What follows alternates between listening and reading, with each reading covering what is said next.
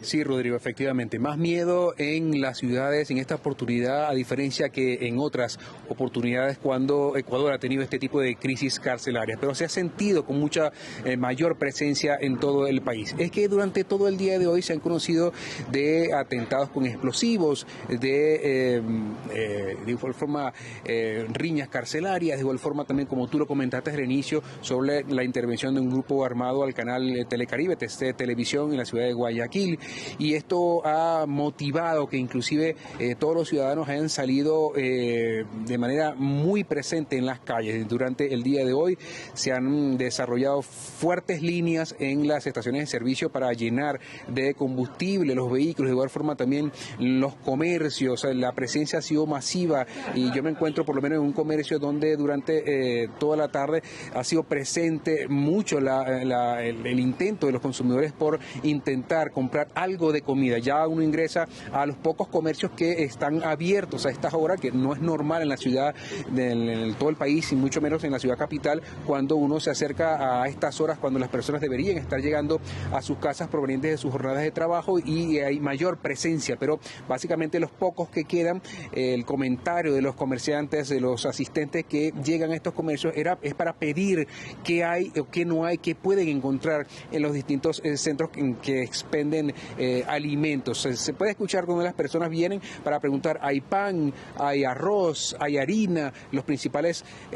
alimentos, hay leche para los niños, hay pañales, pero la respuesta en muchos casos es negativa y muchos comercios, por lo menos a un lado, los comercios han decidido cerrar muy temprano y en otros comercios que todavía permanecen abiertos se atiende a puerta cerrada. El día de hoy también ha habido caos vehicular, se vivió de manera muy contundente lo que era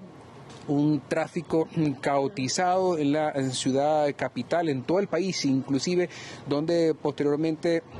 el comentario del transporte estratégico, por lo menos en la ciudad capital, como el servicio del metro durante un tiempo se sintió, inclusive hubo muchos reclamos en cuanto a la presencia de agentes de tránsito. Posteriormente eso se vino normalizando, pero también es evidente que el tráfico ha venido disminuyendo mucho durante el día de hoy. Es que las personas han decidido resguardarse, asegurarse, ir a sus casas, prefieren comprar algo de comida y posteriormente también ya hacer las compras que puedan realizar en sus casas. De igual forma, ¿cómo se ha vivido? Bueno, también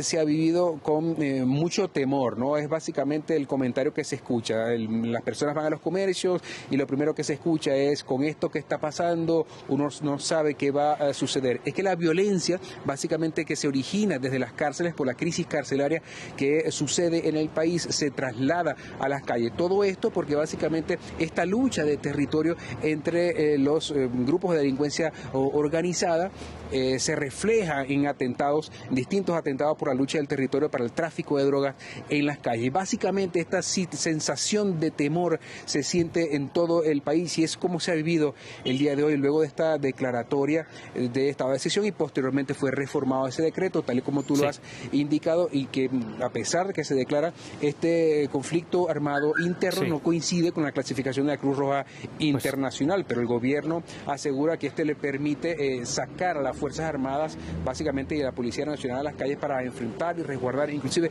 vigilar zonas estratégicas y los recintos penitenciarios en el país. Claro, Gustavo, precisamente sobre ese nuevo decreto quería preguntarte, porque modifica de alguna manera el decreto de ayer que instauraba por 60 días ese estado de excepción, modifica también la situación interna en el país. El gobierno declara una situación a la que denomina conflicto armado interno, como bien dices, que no se adecúa del todo a lo que dice el Comité Internacional de la Cruz Roja sobre este término. Quería preguntarte qué más hay en ese decreto, porque parece que también da ciertas órdenes a las fuerzas militares y da nombres muy concretos de grupos delincuenciales. Bueno, básicamente con esa declaratoria de conflicto armado interno, el presidente de la República ha declarado a 22 grupos de delincuencia organizada específicamente como grupos terroristas. Y a partir de esta declaratoria, entonces se ordena, se da la disposición de que las Fuerzas Armadas y la Policía Nacional salga a las calles a resguardar básicamente las zonas estratégicas y a vigilar los recintos penitenciarios y a garantizar, como es la función de las Fuerzas Armadas, la seguridad en el país. a propósito también de esta declaratoria se ha producido una reacción también internacional. Ya conocemos que las autoridades en Perú han fortalecido la frontera entre Perú y Ecuador. Inclusive el ministro de Relaciones Exteriores y el ministro de Defensa se trasladan a la frontera para vigilar la seguridad en ese país. Recordemos que se conoce de la fuga de Fabricio Colón Pico. Él es el segundo al mando de la banda Los Lobos, y de igual forma también con la fuga de José Adolfo Macías alias Fito, líder de una banda que es rival de Los Lobos, en este caso los Choneros. Entonces estos decretos, estas reacciones internacionales lo que prevén es evitar que los líderes de estos grupos de delincuencia organizada ingresen a las fronteras de otros países, pero que contempla también, bueno, básicamente el resguardo, recuperar la tranquilidad en el país, y básicamente se reconoce que existe un conflicto armado en el país, tal así lo ha dicho el Ejecutivo Nacional, pero ya hemos aclarado que no se adecúa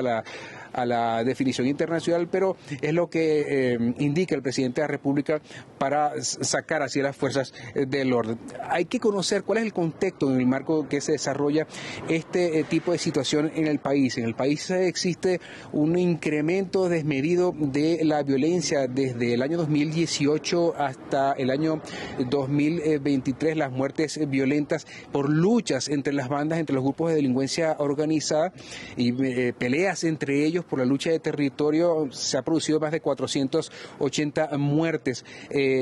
violentas entre grupos de delincuencia organizada, lo que esto repercute en un incremento del 800%. Claro. Ecuador ha pasado de ser uno de los países más tranquilos, de mayor paz, a convertirse en uno de los países más violentos de la región, Rodrigo. Así que este es el contexto en el cual se está desarrollando este tipo de situación y las decisiones que emite el presidente de la República.